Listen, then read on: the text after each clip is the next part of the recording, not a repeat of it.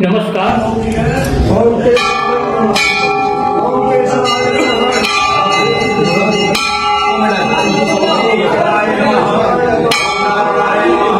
जनता की अदालत में फैसला होना है। हमको पहले से डिक्लेयर किया गया था।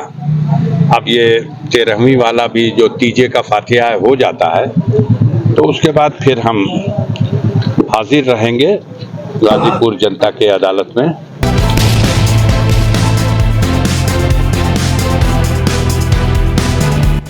क्या गाजीपुर सीट पर सांसद अफजाल अंसारी से लड़कर नंद वंश का नाश करने आए हैं बीजेपी प्रत्याशी पारसनाथ राय?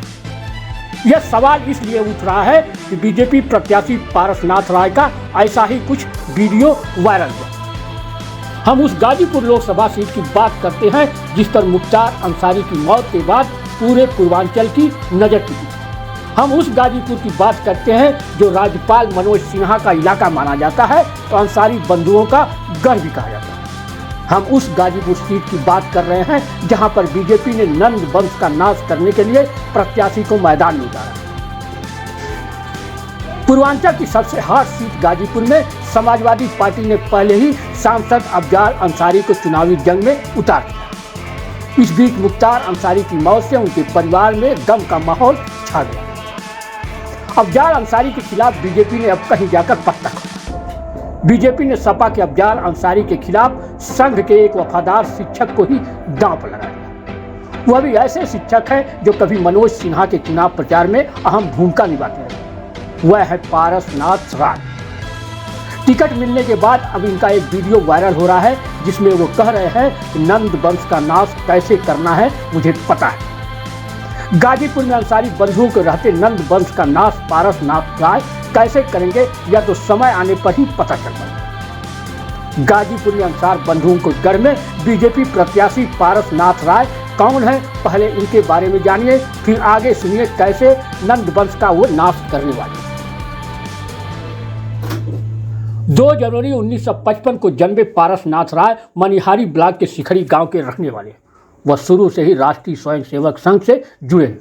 जम्मू कश्मीर के उपराज्यपाल मनोज सिन्हा के करीबियों में भी माने जाते हैं। इनके 2 बेटे और 2 बेटियां हैं। बड़े बेटे आशुतोष राय 2014 में भाजपा के प्रदेश अध्यक्ष भी रह चुके। इस वक्त भाजपा संगठन में काम कर रहे हैं। छोटे बेटे आशीष राय प्राथमिक विद्यालय में शिक्षक है।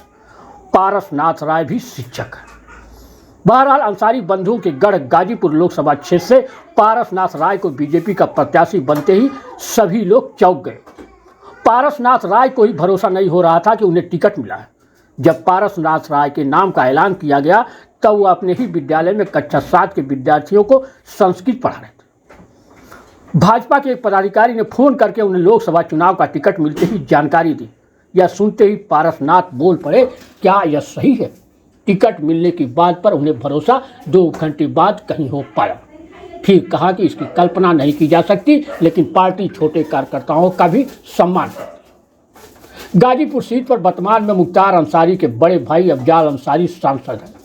वह इस चुनाव में समाजवादी पार्टी के प्रत्याशी भी हैं। मुख्तार अंसारी की मौत से वे अभी उबर नहीं पाए। शीघ्र ही जनता की अदालत में आने वाले हैं। सर, एक पॉलिटिकल सवाल पूछना है। भाजपा ने आज आपके खिलाफ एक प्रत्याशी उतार दिया, पारसनाथ राय। हमारे ही खिलाफ क्यों भैया? भारतीय जनता पार्टी ने गाजीपुर से लोकसभा का एक कैंडिडेट आप ही घोषित है इस वक्त, तो इसलिए कहा। तो भारतीय जनता पार्टी ने एक प्रत्याशी दे दिया। उनको जानते पहचानते हैं, कैसी लड़ाई मानते हैं? अब हमने कई अभी देख रहे थे झा साहब को, तो कहे हमें फोन करके पूछना पड़ा कि ये कौन है। फिर आप ही में से कोई सज्जन उनको इंटरव्यू कर रहे थे और उन्होंने पूछ लिया कि आप टिकट मांगने वालों में थे, तो बड़े ईमानदारी से उन्होंने कहा कि मैंने टिकट न मांगा था, न मैं उस कतार में था। तो ये तो दरिया दिली है देने वालों की। उन्होंने उस पार्टी ने उस संगठन की दरिया दिली है। और आप सब जानते हैं कि चमत्कार होता है बीजेपी में। एक चमत्कार इसी तरह से एक बार दरिया दिली दिखाई गई थी 2009 के चुनाव में, फिर एक बार दरिया दिली दिखाई गई है। बाकी गाजीपुर की जनता की अदालत में फैसला होना है। हमको पहले से डिक्लेयर किया गया था। अब ये 13वीं वाला भी जो तीजे का फातिहा है हो जाता है तो उसके बाद फिर हम हाजिर रहेंगे गाजीपुर जनता के अदालत में। इधर पारस नाथ राय बीजेपी का टिकट मिलते ही क्षेत्र में निकल गए। वे सबसे पहले मंदिर में दर्शन पूजन करने गए।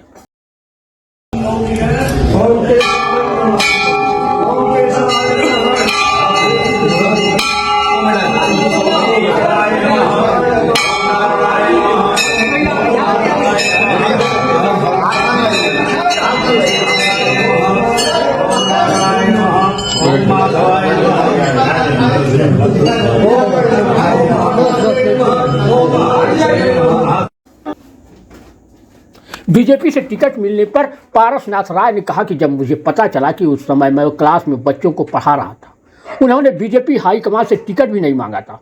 फिलहाल वो लड़ने को तैयार है। वे कहते हैं कि 8वीं कक्षा से ही संघ का रिश्ता मेरा है। अभी तो मैं संघ का दायित्वपूर्ण अधिकारी था, अभी मुक्त हुआ। जब मुझे पता चला तो मैं क्लास पढ़ा रहा था, तो जब मुझे पहले बताया गया तो हमको नहीं लगा कि मैं प्रत्याशी हो गया हूँ। भारतीय जनता पार्टी हमेशा चौंकाती है, क्या आप भी चौंक गए? हम चौंके नहीं, हमको लगा कि संगठन ने कोई दूसरी जिम्मेदारी दे दी तो अब ये काम करना चाहिए। आपने टिकट मांगा था? मैं टिकट नहीं मांगा था। तो आपने जो आस्था व्यक्त किया है पार्टी में जी, आपको क्या लगता है ये जो आपको दायित्व मिला है ये क्यों मिला? हम एक साधारण स्वयंसेवक रहे हैं। संघ ने जो काम दिया है, संगठन ने हमेशा उसको पूर्ण मनोयोग से पूरा किया है। आज संगठन ने सोचा कि मैं पार्लियामेंट लड़ूं, तो अचानक सूचना मेरे पास आई, मैं तैयार हूं लड़ने के लिए। अफजाल अंसारी के सपा के प्रत्याशी बनाए जाने पर वे कहते हैं कि मैं तो संगठन का सिपाही हूँ, सामने कोई भी हो, चाहे 1 बार वाला हो या 5 बार वाला हो, चाहे कुछ भी हो, लड़ना है और इस लड़ाई को जीतनी भी। सामने जो लोग हैं उनसे कैसे? सामने कोई भी रहे, मैं तो सिपाही हूँ और सिपाही की तरह हमेशा लड़ा हूँ, आज भी वैसे ही लड़ूंगा। पारस राय जी, आपका जो संघ और भाजपा के साथ कितना पुराना है? बहुत पुराना रिश्ता है, कक्षा 8 में पढ़ता था तभी से, हिंदू विश्वविद्यालय में पढ़ा तब से और प्रखर हुआ। बात में हमेशा संघ के काम में लगा रहा, जब जो दायित्व मिला वो किया। पारस नाथ राय जी, अपनी बारी जो है बीजेपी आपको मैदान में चुनावी मैदान में उतारी है, ऐसे में सिटिंग एमएलए है अफजाल अंसारी और फिर से उनको सपा ने प्रत्याशी बनाए, कैसे देखते हैं इस चुनाव? मैंने आपसे एक बात कहा कि मैं तो सिपाही हूँ संगठन का, चाहे सामने कोई भी हो, चाहे 1 बार वाला हो चाहे 5 बार वाला हो, मुझे तो लड़ना है। गाजीपुर सीट पर जाति समीकरण के सवाल पर पारस नाथ राय कहते हैं कि अभी इस क्षेत्र में उतरा नहीं, इसके बाद वे अपने संघ के काम के आधार को गिनाने लगते हैं। कहते हैं कल से घूमूंगा तो जाति समीकरण भी पता चल पाएगा। लड़ाई जीतनी है ये मैं जानता हूँ। क्या समीकरण रहेंगे, क्योंकि जातीय आंकड़ा अभी मैं इस क्षेत्र में उतरा नहीं, कल से घूमूंगा तो समीकरण पता चलेगा। लेकिन ये तो मैं जानता हूँ कि पूरे जिले में घुमा हूँ, गली गली घुमा हूँ, दरवाजे दरवाजे घुमा हूँ, कोई ऐसा गांव नहीं है जहां मैं नहीं गया हूं संघ के काम से। मेरी मोटरसाइकिल हर दरवाजे गई है और सबसे मेरा परिचय है, यही मेरा आधार है काम का। आगे वे कहते हैं कि मैं नहीं, संगठन चुनाव लड़ेगा। सर, 7वें चरण में लोकसभा का चुनाव है और आपको जो है प्रत्याशी जब बनाया गया तो आचार संहिता लगी हुई है जी, तो ऐसे में क्या पर्याप्त समय है? पर्याप्त समय है, संगठन है ना, मैं तो क्या लड़ूंगा, इतना बड़ा संगठन है कि वो खुद लड़ेगा चुनाव, मतलब मैं तो निमित्त मात्र हूँ ना। पूरा संगठन आपके साथ? पूरा संगठन मेरे साथ। अब जरा बीजेपी प्रत्याशी पारस नाथ राय का यह वायरल वीडियो भी सुनिए, जिसमें वे कह रहे हैं कि मुझे पता है कैसे नंद वंश का नाश करना है। वाले बच्चे रहे हैं तो मैं शिक्षक हूँ और चाणक्य का प्रतिनिधि हूँ, और नंद वंश का नाश कैसे होता है ये मैं ठीक से जानता हूँ, इसमें मुझे बताना न सिखाना है। उनको लग रहा है कि वापस नहीं है, ऐसे मिल रहा होगा, लेकिन मैंने कहा ना मैं चाणक्य का शिष्य हूँ, उसी परंपरा का आदमी हूँ, और नंद वंश का नाश कैसे होता है ये मैं जानता हूँ। गाजीपुर सीट पर जहां जाति समीकरण का सवाल है, इस सीट पर यादव मुस्लिम कुशवाहा काफी महत्वपूर्ण वोटर माने जाते हैं। गाजीपुर लोकसभा सीट पर 3 लाख से अधिक तो मुस्लिम आबादी है। कुशवाहा समाज के वोटरों की संख्या करीब 2.5 लाख। लगभग 1.5 लाख बिंद, 2 लाख राजपूत, 1 से 1.5 लाख ब्राह्मण और 1 लाख वैश्य और 50,000 के आसपास ही सिर्फ भूमिहार वोटर भी गाजीपुर लोकसभा सीट पर है, जो निर्णायक है। अब तक गाजीपुर सीट पर 17 बार लोकसभा चुनाव हुए, 5 बार कांग्रेस, 3 बार बीजेपी, 3 बार सीपीआई और 3 बार समाजवादी पार्टी और जनता पार्टी, स्वतंत्र पार्टी और बीएसपी ने एक एक बार जीत हासिल की। 2019 के लोकसभा चुनाव में समाजवादी पार्टी और बीएसपी का गठबंधन था। गठबंधन के तहत बीएसपी ने इस सीट से अफजाल अंसारी को उम्मीदवार बनाया था और उन्होंने जीत दर्ज की थी। वहीं 2014 के लोकसभा चुनाव में सपा और बसपा ने अलग अलग चुनाव लड़ा था और बीजेपी ने जीत दर्ज की थी। बीजेपी के मनोज सिन्हा ने जीत दर्ज की थी और उन्हें मोदी सरकार में मंत्री भी बनाया गया था।